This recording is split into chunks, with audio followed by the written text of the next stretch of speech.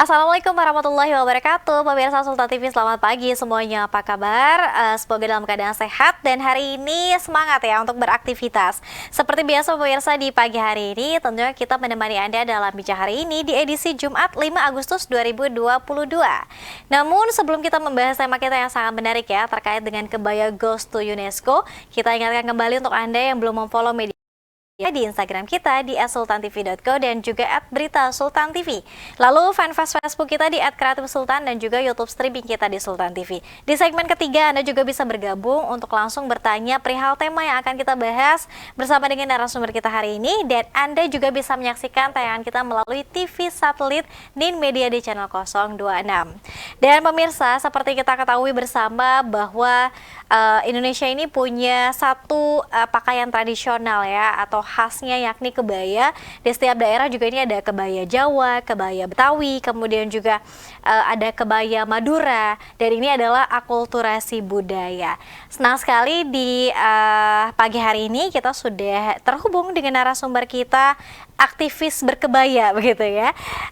Ada Mbak Lia Natalia selaku inisiator gerakan perempuan berkebaya. Assalamualaikum Mbak Lia, selamat pagi. Waalaikumsalam, selamat pagi Mbak Dea, Selamat selamat pagi pagi. pemirsa. Sehat ya Mbak hari ini? Salam sehat untuk kita semua. Salam sehat untuk kita Alhamdulillah saya semua. sehat. Alhamdulillah.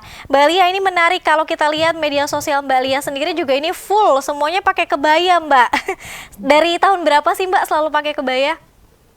Eh, saya mulai pakai kebaya itu kira-kira 8 tahun yang lalu ya Mbak Dea. Mm-mm. Sekitar 8 tahun yang lalu saya kemudian memutuskan untuk ya boleh juga ya kalau coba berkebaya setiap hari gitu. Mm-mm. Jadi untuk aktivitas bekerja, bepergian ya saya memutuskan untuk berkebaya, kecuali misalnya kayak di rumah mungkin ya kita kan lebih mungkin untuk tidur ya saya nggak pakai kebaya. Tapi Ya. kalau kalau saya keluar untuk beraktivitas di luar rumah, ya most likely kayak itu saya Mhm. pakai kebaya. Oke, sudah 8 tahun ya berkebaya untuk aktivitas Iya. sehari-hari kantor. Cukup ribet atau sebetulnya lama-lama jadi nyaman Mbak Lia? Um, Panjang pengalaman saya orang yang sebelum berkebaya itu saya pakainya benar-benar jeans Mm-mm. atau kemeja, kemudian kadang sangat jarang juga saya pakai baju rok atau baju terusan ya. Jadi memang saya benar-benar yang begitu berkain dan berkebaya itu um, dibilang ribet enggak ada sih rasanya, karena memang dari hati ya pengennya, jadi saya nggak ngerasa ribet sampai hari ini. Mm-mm. Mhm. Masih bisa cukup fleksibel ya Mbak. Orang-orang kantor Sangat gimana Mbak? fleksibel. Ada mungkin ada tanggapan kita tiba-tiba, oh Mbak Lia kok berkebaya nih?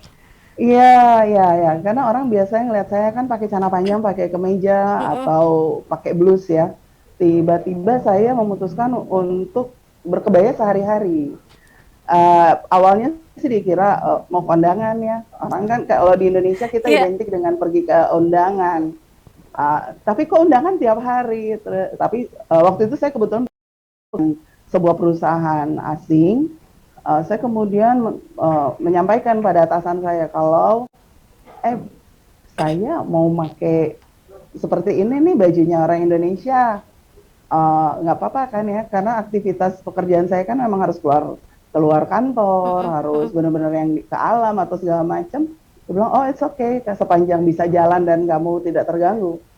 Ya, ternyata sepanjang perjalanan juga enak-enak aja dan banyak manfaatnya justru Mbak Dea. Mm-mm. Rasanya ya banyak hal positif yang datang ke kehidupan saya setelah saya berkebaya dan berkain justru. Mm-mm. Mm-mm. Waduh, ini memunculkan karakteristik dan juga penguatan identitas diri Mbak Lia itu sendiri ya.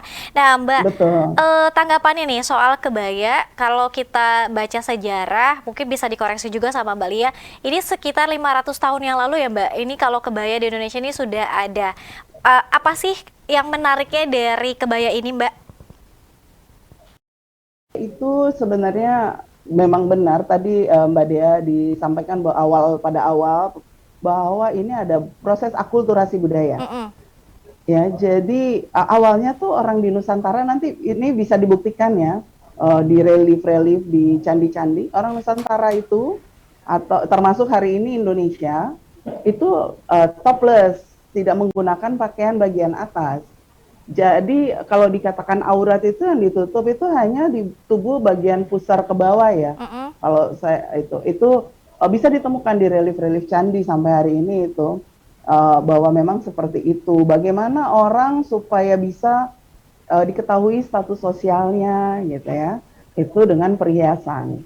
Jadi misalnya gitu. Nah kemudian ketika mulai apa perdagangan, kemudian agama-agama, kita bilangnya agama Abrahamik, mulai ada di Nusantara dan hari ini juga Indonesia, kita kemudian orang mulai menutup bagian atas, ya, bagian atas tubuh kita ditutup. Dan ini sebenarnya kalau bicara kebaya, orang selalu identikan dengan kebaya adalah Jawa, karena ini masalah politik sebenarnya. Pada masa Orde Baru itu orang kemudian melihat Orde Lama juga cukup berkontribusi, Orde Lama, Orde Baru berkontribusi pada image kebaya sebagai proses Javanisasi atau kebaya adalah Jawa. Padahal sebenarnya Mbak, kebaya itu dibuat itu justru bukan dari Jawa awalnya, itu kemudian ke Jawa, tapi dari ujung-ujung Indonesia, Indonesia Barat maupun Indonesia Timur, gitu. Nah, jadi memang proses akulturasi akar kata kebaya itu sendiri adalah kabai dan abaya. Ya, kabai itu bahasa Persia. Jadi ketika saya mulai berkebaya awal-awal, kebetulan engage dengan atau saya bertemu dengan banyak sekali orang-orang dari yang orang Persia ya. Hari ini mungkin dikenal Iran atau itu. Lalu kemudian mereka, kok ini apa yang dipakai? Saya bilang kebaya, kok sih seperti bahasanya. Tapi kemudian ketika saya melakukan research, lalu saya menemukan bahwa memang itu akar katanya kabai, yang artinya itu coat, Mbak. Jadi mantel panjang. Makanya kebaya awal-awal itu panjang, yang mungkin hari ini dikenal kebaya Melayu misalnya. Lalu abaya. Abaya itu kain ya, ditutupkan, ya akar katanya. Jadi kabai dan abaya. Jadi akar katanya saja sudah dipengaruhi oleh kata kebaya itu sendiri dipengaruhi oleh bahasa asing. Dalam prakteknya memang dibuat juga panjang seperti mantel, tapi kemudian bahannya itu katun. Bahannya yang bukan yang ringan lah, yang cocok untuk iklim tropis di Nusantara pada waktu itu. Jadi memang Melayu, kemudian Indonesia Timur. Nah, pengaruh kalau di Indonesia Timur itu pengaruhnya banyak dari Eropa. Makanya kebaya di Indonesia Timur mungkin seperti apa, baju-baju Eropa ya. Jadi dia pakai kebayanya identiknya agak putih, tapi untuk hari-harinya memang sama saja pakai katun kok. Oke, nah betul atau tidak Mbak, ketika zaman dulu mungkin khususnya Jawa ya, meskipun memang awalnya ini dari pinggiran Indonesia, ini menunjukkan strata sosial bahwa yang menggunakan ini hanya orang-orang bangsawan pada saat itu? Pada masa itu memang Mbak Dea, bahwa orang itu maksudnya ekonomi masyarakat kan belum seperti hari ini. Seperti saya sampaikan, bahkan ketika kita belum menutup bagian atas tubuh kita, itu sudah ditentukan, strata sosial orang itu sudah ditentukan dengan ciri perhiasannya, perhiasan yang menutupi badan bagian atas. Jadi tentu saja bangsawan dengan saudagar atau kemudian dengan petani itu beda sekali. Begitu pula ketika mulai menggunakan baju bagian atas, itu tentu saja masyarakat yang membawa kan kemampuan untuk membeli penutup baju bagian atas itu kan kurang. Jadi dulu itu orang menenun dan macam-macam, belum ada kain-kain impor. Itu nanti kemudian muncul. Jadi awalnya itu misalnya batik, kita bisa lihat batik itu kan awalnya bukan dari bahan katun, tapi misalnya hari ini masih kita temuin ya, kemudian direvitalisasi hari-hari ini, itu misalnya di batik Gedok, ada di Tuban, Jawa Timur. Nah itu kan awalnya orang memang menenun di Nusantara ini, di Indonesia ini, cikal bakalnya. Bahkan terbukti bahwa kita punya budaya menenun itu mungkin tertua di dunia, Mbak. Jadi kita dulu kainnya menenun, orang semua itu ketika udah mulai sadar bahwa oh bagian atas harus ditutup, orang pakai kemben, semacam kemben itu Mbak. Jadi memang kalau bicara status sosial itu karena kemampuan ekonomi juga, orang nggak Ya. mampu untuk beli baju bagian atas. Jadi bahwa benar itu strata sosial dimulai dengan kaum bangsawan, tapi kemudian ke bawah orang dulu awal kebaya.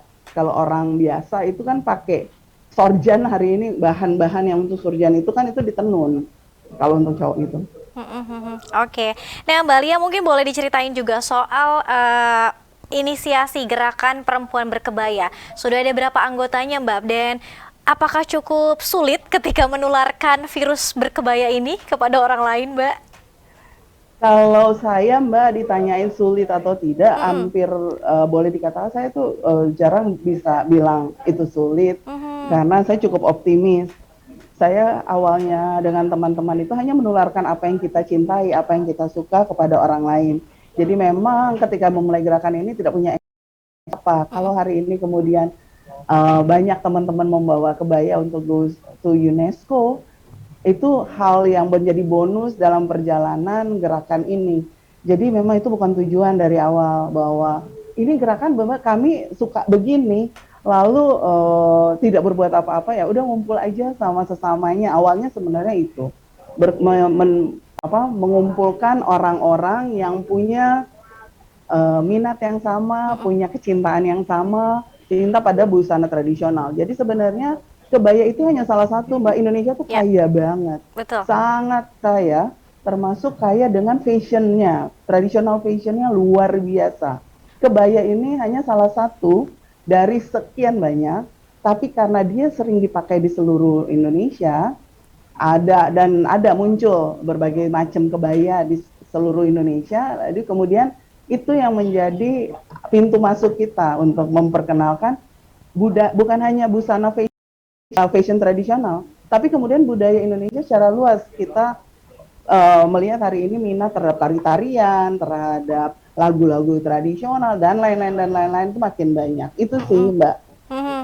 Oke. Nah, Mbak Lia sendiri yang paling sering digunakan, mungkin ada jenis-jenis kebaya tertentu atau seperti apa, Mbak? Iya, kebaya itu memang kan baliknya kan penggunaannya sesuai karakter orang ya Mbak ya. Saya kan ada macam-macam ya, dikenalnya misalnya kebaya Betawi, kebaya apa,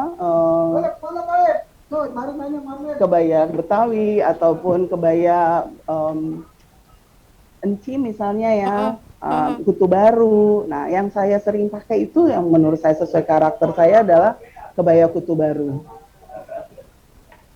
Ya, Oke. jadi saya memang lebih sering menggunakan kebaya kutu baru dalam keseharian saya, karena saya rasa ya itu lebih saya. Nah, kalau di luar itu di negara-negara serumpun itu kebaya kutu baru itu dikenal sebagai Oke. ya. Jadi bahwa memang sejarahnya itu dibuat di Jawa. Awal cikal bakalnya kebaya kutu baru itu. Nah, Mbak Lia, kalau yang dulu kebaya ini bentuknya panjang, kemudian kalau yang pendek artinya itu kebaya yang sudah dimodernisasi atau seperti apa, Mbak?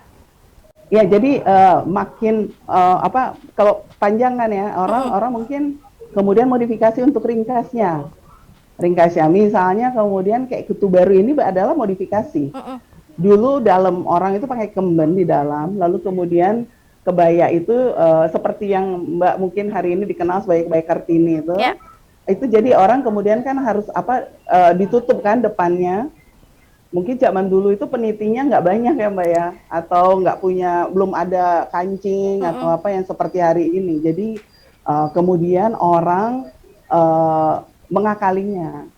Kemudian dibuatlah supaya ini dibuat bev-nya, supaya ketika orang tunduk atau beraktivitas itu tidak perlu harus memikirkan, oh ini saya nanti kebuka ya depannya, bagian depan saya, baju saya terbuka. Nah itu sebenarnya itu. Jadi ini modifikasi lama-lama ada yang mulai memendek.